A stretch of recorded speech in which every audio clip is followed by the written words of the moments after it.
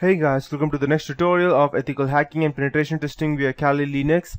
So in the last tutorial, I started off my password cracking series with an introduction on the principles and techniques involved in the art of cracking passwords. In the previous tutorial, I showed some specific tools and techniques for cracking Windows, online, Wi-Fi, Linux, and even SMP passwords. And this series is intended to help you improve your skills in each of these areas and expand into some untouched areas.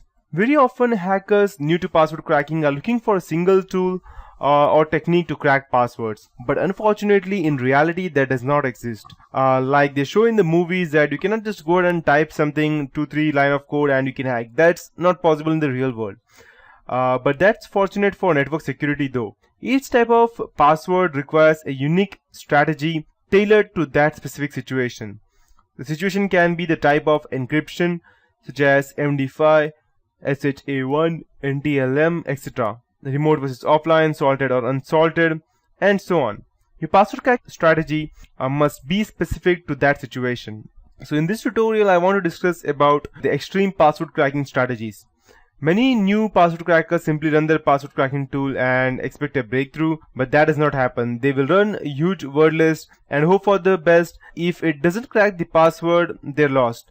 They will think that maybe they will just leave their hope completely. Here I want to develop a multi-iteration strategy for password cracking that will work on the vast majority of passwords, though not all. No strategy will work on all passwords with the exception of the CPU and time-intensive brute force cracking. So let me tell you something about how we could go ahead and develop password cracking strategy. I will assume here that we are after more than a single password. Generally, password cracking is an exercise of first capturing the hashes. In Windows system, these are in the SAM on the local Unix files, and then we have the other one, the etc, shadow, and Linux. Let's say for example, Linux and Unix use MD5 and modern Windows use HMAC MD5. Other systems may use SHA-1, MD4, NTLM, etc. Make certain you know what hash is being used on the system you are trying to crack. Otherwise, you will spend hours or days without having satisfactory results. All that being said, John the Ripper has an automatic hash detector that is correct almost 90% of the time, but when it is wrong, there is no way to know. In Cain and Abel as well as the Hashcat, I must tell the tool what type of hash we are cracking or we are trying to crack, else it will not work. So brute force attack passwords are short passwords. Although it might seem contrary to common sense, I often start by trying to use brute force for very short passwords. Although brute force of long passwords can be very time consuming, it can be days or weeks, but very strong passwords can be brute forced in a matter of minutes. And I start by trying to use brute force or 6 characters less. Depending upon my hardware, this can usually be accomplished in a matter of minutes or hours. In many environments, this will yield at least a few passwords. In addition, I'll also try to brute force all numeric passwords at this stage. Number passwords are the easiest to crack, and 8-character numeric password only requires that we try 100 million possibilities.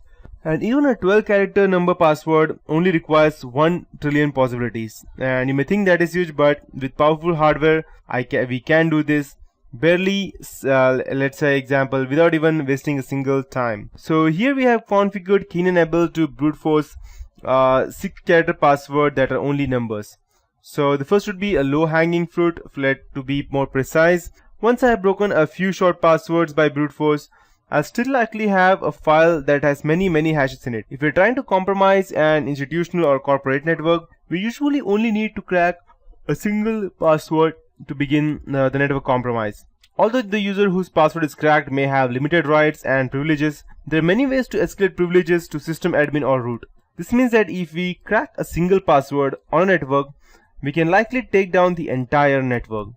All of the above have been said, let's next go after any low-hanging fruit. That means let's go after these passwords that are easiest to crack. For instance, if we now use the institution that has a password policy that all passwords must be 8 characters. Many people will make their passwords the absolute minimum, that is just 8 characters. To attempt a quick and dirty pass on these hashes, simply choose a list of dictionary words that are 8 characters. Running through the millions of words in such a list will generally take over approximately a few hours, and it's more likely to yield a significant portion of the passwords. Or the second point being social engineering, just try common passwords. Human beings, although we think are unique, tend to think and act similarly, but we are just like a pack of animals. We follow the herd and act similarly. The same can be said for passwords. Users want a password that fulfills their organization's minimum password policy, but it's also easy to remember. That's why we will see passwords such as admin plus 123, admin@123, root@123, or something similar to that, or password@123, or hash, or one or two letters may change. So despite its obvious simplicity, it fulfills a password policy of minimum of 8 characters, uppercase and lowercase letters, a special character and a number. Believe it or not, this password and its variations are used numerous times. And knowing that humans tend to use these types of passwords, in my next iteration on the password hash list, I will try a password list of commonly found passwords, and numerous sites on the web include word list of cracked or captured passwords.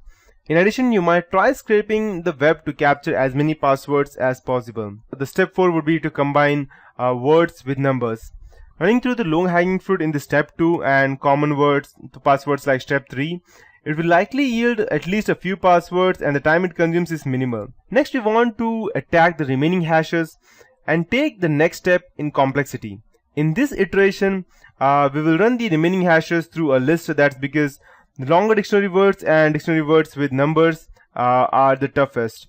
Users, because they are forced to change passwords periodically, will often add the numbers to the beginning or the end of the passwords. Some of our password cracking tools like Hashcat and John the Ripper, they allow us to use rules to apply to word lists to combine words, append and prepend numbers, change case, etc. For hybrid attack, I usually crack 50% of the passwords in step 1 and step 4, but we have harder work ahead to crack the more intransigent passwords.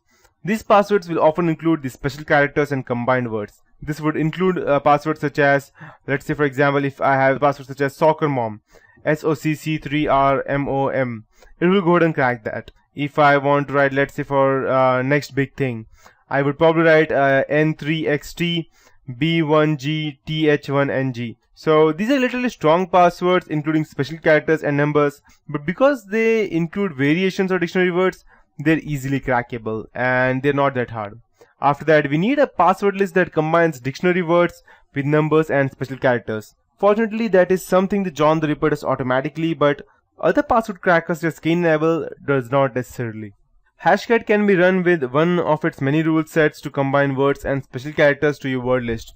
In this tutorial, in the next tutorial, I'll be going ahead and using the combinator rule in Hashcat that adds uppercase characters to combine words. Finally, if all else fails, we are left with brute force to go ahead and crack the password. This can be very slow with a single CPU, but as I told you previously, 1000 CPUs can do much faster.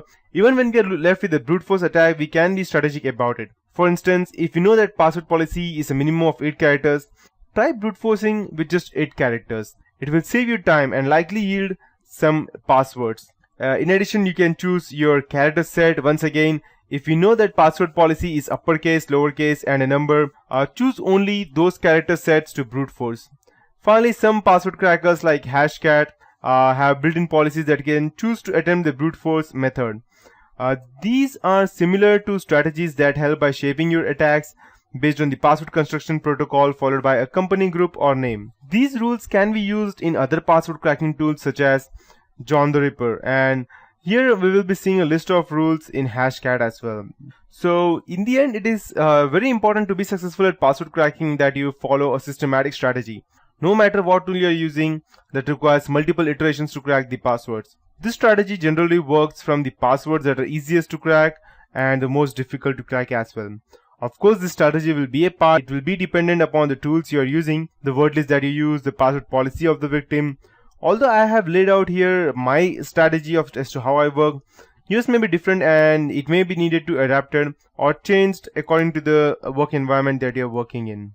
So, and that would be it from my end for this tutorial. In the next tutorial, I'll be actually teaching you as to how we could actually go ahead and crack these passwords, and I'll go ahead and show you how I can go ahead and actually use the Meterpreter prompt to crack my Windows password. And that's it for this tutorial.